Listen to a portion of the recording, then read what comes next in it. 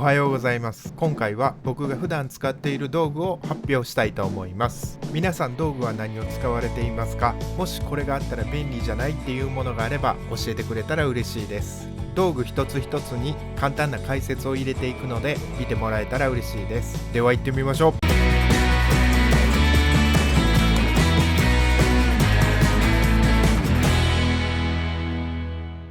僕はもう大体この道具である程度の補修はやってしまいます。まず腰道具から見ていきましょう。まずカッターの替え刃です。結構粘って替えないんですが常に持っています。高難の安い瞬間接着剤です。埋めたパテの表面の保護に使ったり、深い傷にはパテ代わりとして使うこともあります。次は細いちっちゃいマイナスドライバーなんですが、これはヘラ代わりです。いつも使っているヘラで入らないところや、例えば幅木の溝の中の傷の補修に使います。これはマッキーです。書くものです。次はよくホームセンターで売っている白パテです。タッカーの穴や幅木の留めなどに打つと効果的です。ただのボールペンです。カッターナイフです。下地処理に使ってます。カッターナイフがないともう仕事ができないと言ってもいいぐらい重要な道具です。コピックペンです。この中では N2 と T1 がほとんど色つかないんですが、僕のお気に入りです。プラスドライバーです。金物外して補修するときに使います。木パテのラワンとタモシロのつもりがラワンとラワンを持っていました。めったに使いません。ウエスです。基本汚れを拭くときに使います。よく使う色の小さめのパテケースです。広めのヘラです。角が出ているので角にパテを入れるとき便利です。ガストーチです。ハードワックスを溶かすときに使います。小ぶりのシンナーボトルです。基本汚れを取るときに使います。僕が長い間愛用しているヘラです。固めで面が作りやすいです。マスキングテープです。養生するときに使います。少し小ぶりのヘラです。ほとんど使いません。金やすりです。ガストーチの先がちょこちょこ緩むのでそれを締めるために使ってます。次にもう一つの腰袋です。予備の接着剤が2つ。タミヤのエアカンにエアブラシをしつけてます。エアブラシは困った時など必ず助けてくれます。最有機で言うとサゴ錠ぐらい助かります。ここにマスキングテープを貼ってなくならないようにしています。エアブラシのタンクの蓋もです。ある現場用に作った塗料です。歩くだけで攪拌できるように中に缶スプレーの玉を入れています。これも同じです。激落ちくんです。汚れを落とすときに結構使ってます。次にメインの道具箱を紹介していきます。ビリビリガードです。これは現場に対する配慮。ガストーチ用のガスです。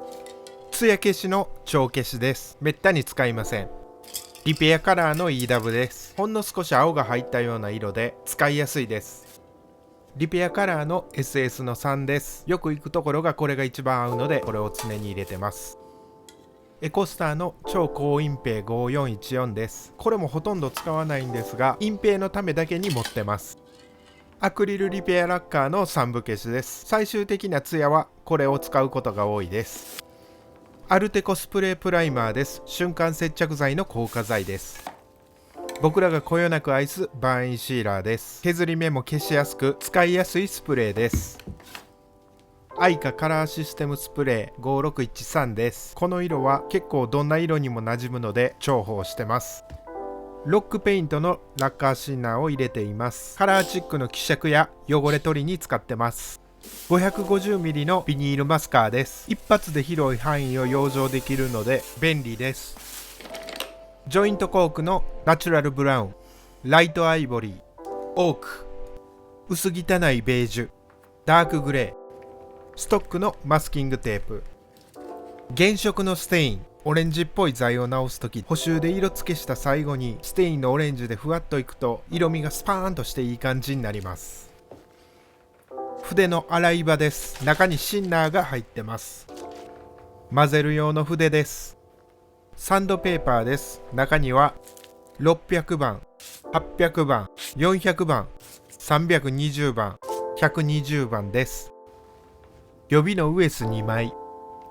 ドライヤー、塗料を乾かすときや冬、暖を取るために使います。僕のパレットは製氷皿です。製氷皿に一つ一つ筆を入れてます。この筆はブラックスワンダガーです。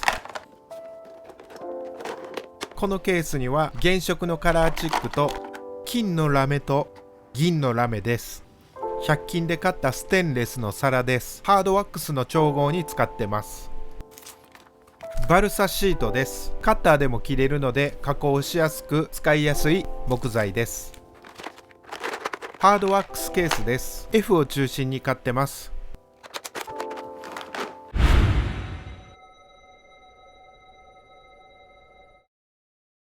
セブンイレブンのこだわりの煩悩。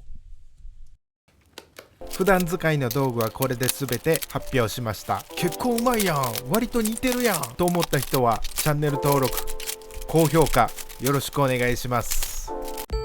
ご視聴ありがとうございます。ぜひチャンネル登録とグッド評価よろしくお願いします。